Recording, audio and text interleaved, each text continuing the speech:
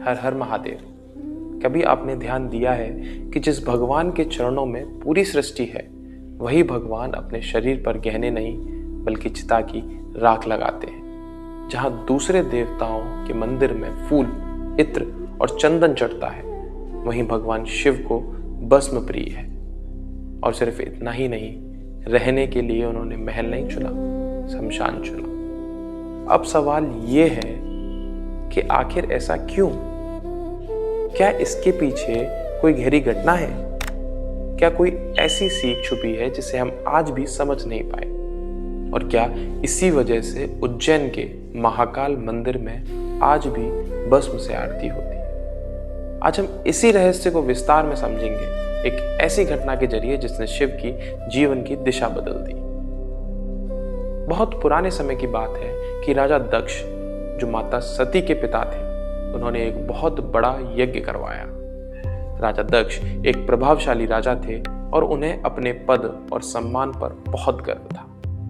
लेकिन उन्हें भगवान शिव के जीवन जीने का तरीका पसंद नहीं था। शिव जी सादगी में रहते थे, दिखावा नहीं करते थे।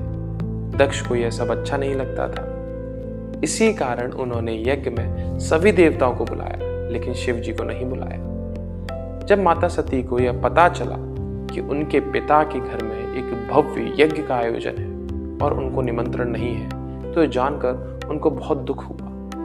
उन्होंने सोचा कि पिता का घर है, बिना बुलाए चली जाती हूँ। उन्हें उम्मीद थी कि पिता समझेंगे, लेकिन जब वे वहां पहुंची तो माहौल अलग था। शिव जी का अपमान हो रहा था। यह बात उनसे सहन नहीं हुई। पति का अपमान और पिता का व्यवहार दोनों ने उन्हें अंदर से तोड़ दिया। दुख और आहत मन से उन्होंने इसी यज्ञ की अग्नि में अपनी देह त्याग दी।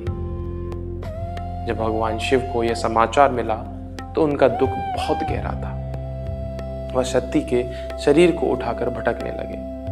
कहा जाता है कि उनका तांडव इतना प्रचंड था कि सृष्टि का संतुलन डगमगाने लगा। देवता चिंतित हो गए।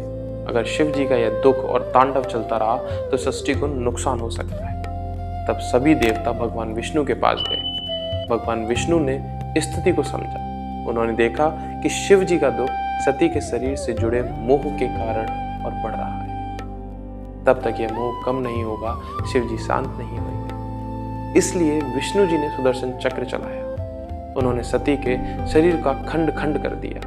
यह किसी अपमान के लिए नहीं था, यह सृष्टि की रक्षा के लिए था, ताकि शिव जी का मोह कम हो और उनका दुख धीरे धीरे शांत हो और सृष्टि फिर संतुलन में आ सके। कहा जाता है उसी समय शिव जी को जीवन का एक बहुत बड़ा सच समझ आया कि जिस शरीर से इतना प्रेम था, वही अंत में राख बन जाता है।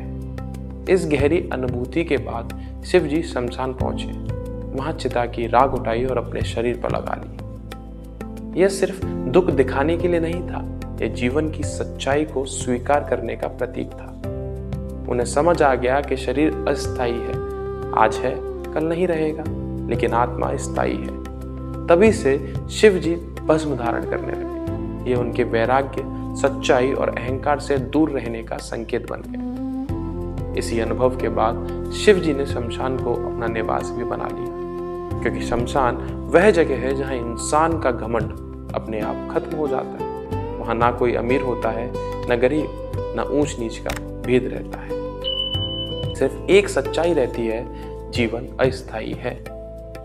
शिव जी जैसे हमें यही समझाना चाहते हैं कि सच्चाई दिखावे से बड़ी होती है और शमशान वह जगह है जहां ये सच्चाई सबसे साफ दिखाई देती है। अब अगर उज्जैन के महाकाल मंदिर की भस्म आरती की बात करें तो उसका संबंध भी इसी सोच से जुड़ा है कि महाकाल का अर्थ है समय के भी स्वामी। समय से बड़ा कोई नहीं, क्योंकि समय सबको बदल देता है। पहले महाकाल मंदिर में सुबह की आरती चिता की ताजी भस्म से होती थी। इसका भाव यही था कि भक्तों को हमेशा याद रहे कि जीवन कुछ दिनों का है, इसलिए इसे अच्छे कर्मों में लगाओ, अहंकार में नहीं। आज व्यवस्था बदल गई है, लेकिन भस्म आरती की परंपरा अब भी उसी सच्चाई को दर्शाती है। तो दोस्तों, भगवान शिव का भस्म लगाना और शमशान में रहना डराने के लिए नहीं है, ये हमें जीवन का सबसे बड़ा सच याद दिलाने का तरीका है। जब यह बात समझ में आ जाती है तो अहंकार कम होता है, गुस्सा कम होता है और जीवन थोड़ा हल्का लगने लगता है। शायद यही वजह है कि शिव को महादेव कहा जाता है, क्योंकि वह हमें जीवन जीने का सबसे सच्चा तरीका सिखाते हैं। अगर आप सबको यह वीडियो अच्छी लगी हो तो कमेंट करके ज़रूर बताइएगा, और हाँ, वीडियो को लाइक और चैनल को सब्सक्राइब करना ना भूलिएगा। और ऐसे ही कई और रहस्य जानने के लिए मेरे साथ जुड़े रहिए। हर हर महादेव।